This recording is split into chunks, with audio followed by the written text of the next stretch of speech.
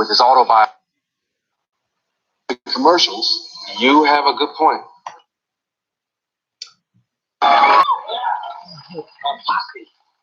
Oh, okay. Let me ask you a question. Okay. How come you never let them play a whole song on television?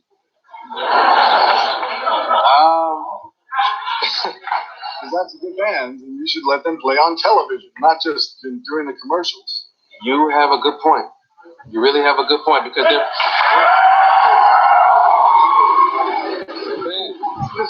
Just one song. Just one song. They're probably better than some musical guests that we had. Yeah. I tell you what. What? Tomorrow night? Yeah. All right. We go riding with the posse tomorrow night. Cool. Thank you. Well, I just want to see live music stay on television. You how my career started, actually. Accidents will happen. That's a long story. I don't know if they know that, but we won't tell them again. Let's talk about things on television. CNN. What do you think of CNN? I started watching CNN when you didn't have to pay for it. You know, now they're scrambling it and you have to pay to see all this right-wing hogwash they have. But CNN started off as a very good idea. You could see news all the time. And then it got bigger and bigger and bigger, and it started going more and more and more to the right. And I think that right now, in order to watch CNN and extract news, you have to read between the lines so much and filter out all the speculation that they include in the news stories. I mean, showing the pictures and telling people what happened, cut and dry, that's the news. But when you force a person who is a participant in the news story to speculate on what it's... They've seen you on CNN. Yeah, sure. I've been on there. In fact, they interviewed me the other day. I put a thing in my book about CNN and how I think they've gone down the tubes. And they interviewed me about that, and I told the same thing to them. Yeah. But let me give you an example of a CNN technique. Okay, once upon a time, there was a news story that the anchor like this. Dan Quayle will now be involved more in government policy-making decisions. So what do we see for videotape? Here's George Bush. He's wearing a white shirt. He's got his sleeves rolled up. He's holding a box of popcorn. And he's in a movie theater. And behind him, in the darkness, is Dan Quayle, walking around like a little clone in the background. And right behind George Bush is Dan Aykroyd and Kim Basinger. And obviously, they are at the premiere of a movie called My Stepmother is an Alien. Now, this is a Weintraub Entertainment Group film. Mr. Weintraub and Mr. Bush are friends. I did some research. I found out how this story came about. George called Weintraub and said, "Do you have a movie?" He needed a little promotional thing to stick on the air. This is obviously a plug for a movie, and it's introduced as a story about Dan Quayle. Now, that's an abuse of the news, I think. Yeah. You were in the news a while back. I think I even saw you on CNN talking about this when Tipper Gore was trying to have albums censored, put an R, put an X, or whatever system they were going to create. I was surprised to see you heading the protest. Why wasn't someone like Prince involved with you in that? I mean, isn't that in fact? I don't know. Well, he should have been involved in it, but I think that it's his right to keep his mouth shut. It's also Bruce Springsteen's right to keep his mouth shut. And anybody else that they went after. They never attacked my lyrics. They attacked those people. They even went after Michael Jackson. But you fought real hard for these people, and it was never your music involved. That's the thing that shocked me. It's the principle of the thing. We live in a country where we're supposed to be free. Take a look at what happened in China. You got a bunch of kids there who want democracy. They don't even know what it is. We supposedly have it here. What do? Sit around and go, let somebody else take care of it for me.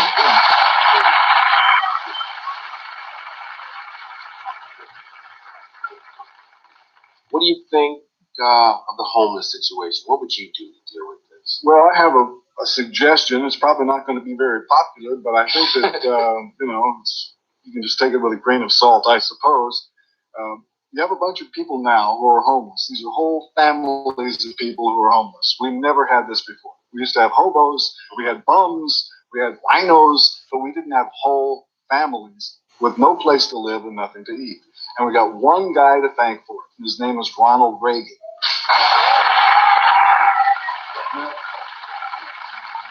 These people who are in the street right now with no life support system, they're there because of something called voodoo economics.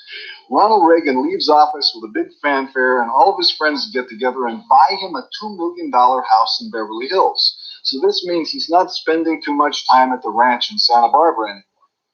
I think he ought to, at least, since it's his fault, let them move to Santa Barbara and squat.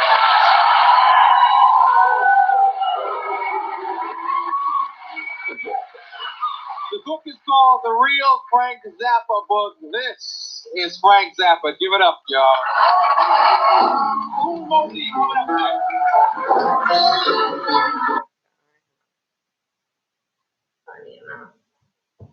Okay, this we've already seen, so I'm going to skip forward in the queue, although I'm loving.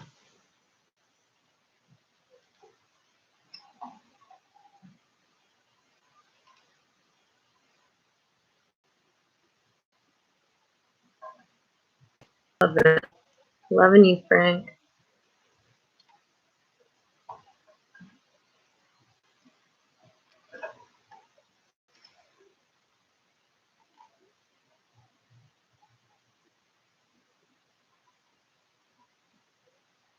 Heard it, Lando.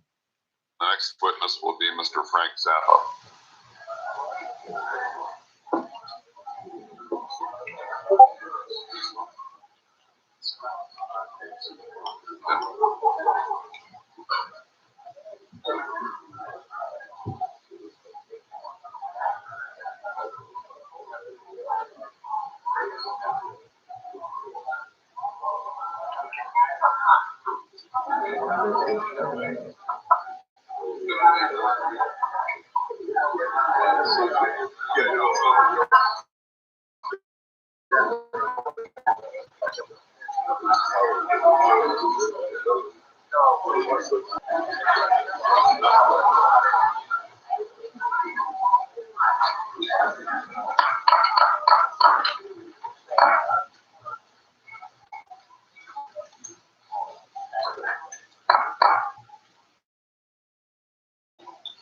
Mr. Zappa, thank you very much for being with us. Please proceed.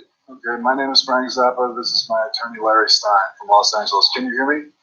If you could speak very directly and clearly into the microphone, I'd shorten it down, and I'm going to read a condensed version of it. Certain things have happened. I've been listening to the event in the other room, and I've heard some conflicting reports as to whether or not people in this committee want legislation. I understand that Mr. Hollings does from his comments. Is that correct? I think you better concentrate on your testimony rather than asking questions. The reason I need to ask is because if I have to change something in my testimony if there is not a clear-cut version of whether or not legislation is what is being discussed here. So do the best you can, because I don't think anybody here can characterize Mr. Hollings, Senator Hollings' position. Okay, so I'll carry on with the issue then. First thing I might help out in my a little bit. Yes. In legislation and or regulation, to some extent, previously, I don't believe I should be telling other people what they have to listen to, but I really believe that the suggestion made by the original panel was some kind of an arrangement for voluntarily policing this in the music industry is the correct way to go. So if it'll help you out in your testimony, I might in some kind of legislation and or regulation unless the free enterprise system, both the producers and you as the performers see fit to clean up your act. Okay, thank you. About one of the things the issue is about is the First Amendment to the Constitution. And it's short, and I'd like to read it so they will understand. It says, Congress shall make no law restricting the establishment of religion or prohibiting the free exercise thereof of religion or prohibiting speech or of the press or of the people peaceably to assemble and to petition the government for redress of grievances. That's for reference. These are my personal observations and opinions. I speak on behalf of no group or professional organization. The PMRC proposal is an ill-conceived piece of nonsense which fails to deliver any real benefits to children, infringes the civil liberties of people who are not children, and design. It is my understanding that, in law, First Amendment issues are decided with a preference for the least restrictive alternative. In this context, the PMRC demands are the equivalent of treating dandruff by decapitation.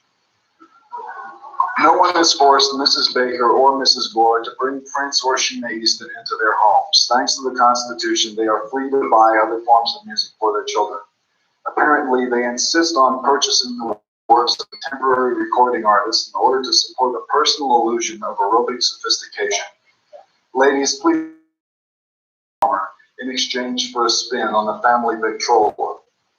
Taken as a whole, the complete list of PMRC demands reads like an instruction manual for some sinister kind of toilet training program to housebreak all composers and performers because of the lyrics of a few. Please, how dare you?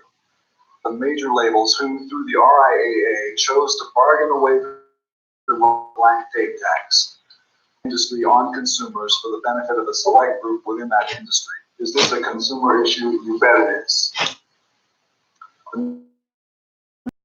Anybody smells a rat. One of them is chaired by Senator Thurmond. Is it a coincidence that Mrs. Thurmond is affiliated with the PMRC? I can't say she's a member because the PMRC has no members. Their secretary told me on the phone last Friday that the PMRC has no members, only founders. I asked how many other DC wives are non-members of an organization that raises money by mail, has a tax-exempt status, and seems in. I asked her if it was a cult. Finally, she said she couldn't give me an answer and that she had to call their lawyer. While the wife of the Secretary of Treasury recites, "Gonna drive my love inside you," and Senator Gore's wife talks about a tax bill that is so ridiculous, the only way to sneak it through is to keep the public's mind on something else. Porn, rock.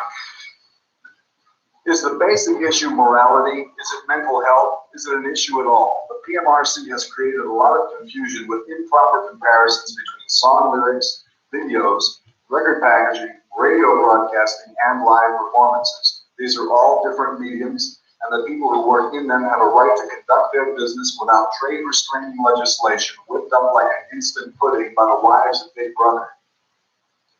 Is it proper that the husband of a PMRC non-member founder person sits on any committee considering business pertaining to the blank tape tax or his wife's lobbying organization? Can any committee thus constituted find facts in a fair and unbiased manner?